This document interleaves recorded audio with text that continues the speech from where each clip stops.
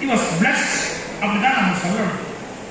இன்னொன்னு, அம்மாவுடைய அன்புக்கும் அப்பாவுடைய அன்புக்கும் ஒரு வித்தியாசம் இருக்குங்க. நம்ம வெளியில போயிட்டு வீட்டுக்கு வந்த உடனே சாப்பாடு போட்டு அன்பை வெளிப்படுத்துறது அம்மா. இன்னும் கொஞ்சம் வச்சுக்காரு, அது சாப்பிடு, ஏன் இது தொடங்க, வெளியில தின்னு முக்கியா, இது சாப்பிடு, உனக்காக பண்ணி வச்சிருக்கிற சாப்பிடு. அம்மா அன்பை வெளிப்படுத்துவாங்க ஓப்பனா. அப்பாவுக்கு அப்படின்னா அன்பை எக்ஸ்பிரஸ் பண்ண தெரியாது. ஆனா ஒரே வார்த்தையில அவன் அன்பை கண்டுபிடிக்கலாம். என்ன கேட்பாரு தெரியுங்களா?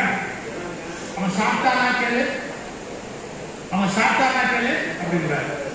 அவன் சாப்பிடுறதுக்கு அம்மா செய்யற அத்தனை அன்புக்கு ஈக்குவலா ஒரே ஒரு வார்த்தை எப்ப கேட்பாரு தெரியுங்களா?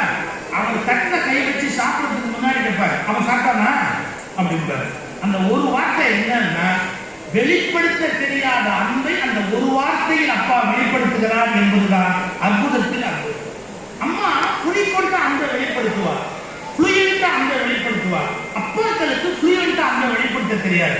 ஆனா அந்த ஒரு வார்த்தை, அவன் சாப்பிட்டாங்க, அவன் சாப்பிடல, அவன் சாப்பிடலையா, ஏன் சாப்பிடல, அவன் ஏன் சாப்பிடல, அந்த தனிப்பு இருக்கும் பாருங்க.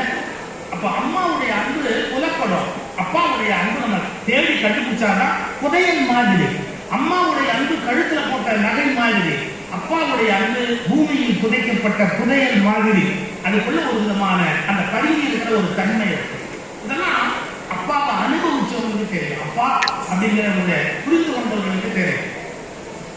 இன்னொன்னு சார், அவங்க அன்பை சொல்லவே மாட்டாங்க, நான் அன்பா இருக்கிறேங்கிறது சொல்லவே மாட்டாங்க, ஆனா அன்பா தான் இருப்பாங்க.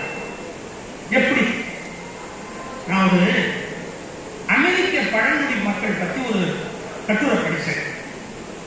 இப்ப இருக்கிற அமெரிக்கர்களுக்கு முன்னாடி இருந்த செவிலியர் இருக்கிறாங்க உள்ள அந்த பழங்குடி மக்கள், அவங்கள என்ன வழக்கம்னு கேட்டீங்கன்னா, மகனை வேட்டைக்கு தயார் பண்ணுவாங்க. காட்டில் போய் வேட்டையாடி மாமிசம்லாம் கொண்டு வரதுக்கு தயார்படுத்துவாங்க.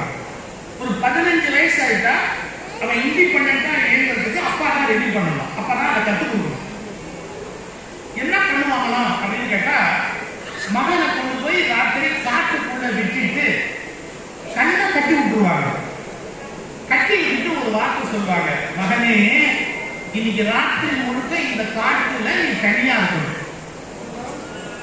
யாரும் உனக்கு உதவிக்கு வர மாட்டாங்க. நீ பயந்து போய் புலி வருது, பாம்பு வருது, அது வருது, சிங்கம் வருதுன்னு கட்ட அவுத்துட்டு நீ வீட்டுக்கு வந்துட்டேன்னா அந்த அப்பாவுக்கு அவமானம். நீ வீரனை பிள்ளையா கத்துக்கல, ஒரு கோழையை கட்டி வச்சிருக்கிறேன்னு என்ன பேசுவாங்க. அதனால ரொம்ப அவமானமா போயிடும் நம்ம குடும்பத்துக்கு. இன்னைக்கு முதல் நாள் நம்ம கொண்டு போய் காட்டுல விட போறேன் அப்படின்னு காட்டுல கொண்டு போய் விடுவாங்க. 15-14 வயசுல பையனை ட்ரெயின் பண்ணுவாங்க. ஒரு அப்பா அது மாதிரி தன்னுடைய மகனை கூட்டிக்கிட்டு காட்டுக்கு போறாரு. காட்டுல போய் கொஞ்ச நேரம் இருந்துட்டு பொழுது சாய போகுது.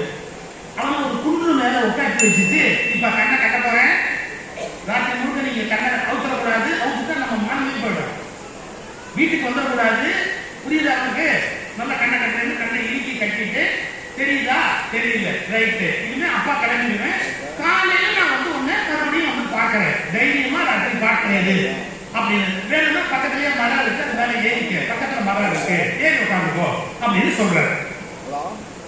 இவனுக்கு முதல்ல ஒரு 2-2.5 மணி நேரம் அவனுக்கு பெருசா தெரியல, பயமெல்லாம் வரல. கொஞ்ச நேரம் கழிச்சு சிங்கம் கர்ஜிக்கிற சவுண்டு, யானை பிழிகிற சவுண்டு, புலி உருமுற சவுண்டு, அப்புறம் நரி ஊழையிற சவுண்டு, இதெல்லாம் கேட்கும் போது லேசா பயம் வருது. ராத்திரி 10 ஆகுது. இன்னும் கொஞ்ச நேரம் ஆன உடனே சரசர ஏதோ ஊர்ந்து போற சத்தம், பக்கத்துல பாம்பு ஏதோ போகுது அப்படின்னு ஒரு சத்தம். கட்ட அவுத்துடலாமான்னு பாக்குறான்.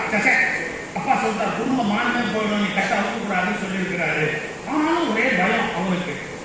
இந்த பயத்துல புலி வருமோ, சிங்கம் வருமோ, அது வருமோ, இது வருமோன்னு ராத்திரி முழுக்க ஒரு 2-2.5 மணி வரைக்கும் பயத்திலேயே உட்கார்ந்துருக்கான். ஏதாவது வந்துருமோ அப்படின்னு. அப்புறம் தூங்கிட்டான். அவன் நிறைய தூங்கி முடிச்சிட்டான். காலையில நல்ல சூரிய வெளிச்சம் மேல படுது. அப்ப அப்பா வரணுமேனு காத்திருக்கிறான். கரெக்டா அப்பா வந்து கண்ணை கிட்ட ஊத்துட்டு, என்னப்பா எப்படி இருந்த ராத்திரி அப்படின்னு கேட்கிறாங்க. முதல்ல கொஞ்சம் பயமா இருந்தது, அப்புறம் தைரியமா நான் இருந்துட்டேன். ஆனாலும் நான் ஒரு கேள்வி கேட்கணுமா? என்ன நீங்க தனியா நீ விட்டுட்டு போனீங்க, நீ ஒரு அப்பாவா? நான் கண்ணை கட்டிட்டு உட்கார்ந்து இருந்தேன், ராத்திரி ஒரு சிங்கம் வந்திருந்தா, ராத்திரி ஒரு புலி வந்திருந்தா, நீ உண்மையான அன்புள்ள அப்பான்னா நீ என் கூடவே இருந்து போனாமா? நீ எப்ப வந்தேன்னா அவங்க அப்பா ஒரு பதில் சொன்னான், நான் எப்படா போனேன், நான் எப்படா போனேன்னா. அப்ப நீ எங்க இருந்தேன்னா ஒரு ஆத்துல போய் எதிர் மரத்து மேல ஏறி உட்கார்ந்து இருந்தேன், ராத்திரி உனக்கு ஏதாவது வந்துடக்கூடாதுன்னு நான் எதிர் மரத்திலேயே தான் உட்கார்ந்து இருந்தேன், ராத்திரி நீ என்ன பண்றேன்னு பாக்குறதுக்கு அங்கேயே தான் உட்கார்ந்து இருந்தேன்னா. கண்டிப்பது போல் கண்டித்தாலும் தாயை விட அதிக அன்பை ஒழித்து வைத்திருப்பவன் தகப்பன் என்பது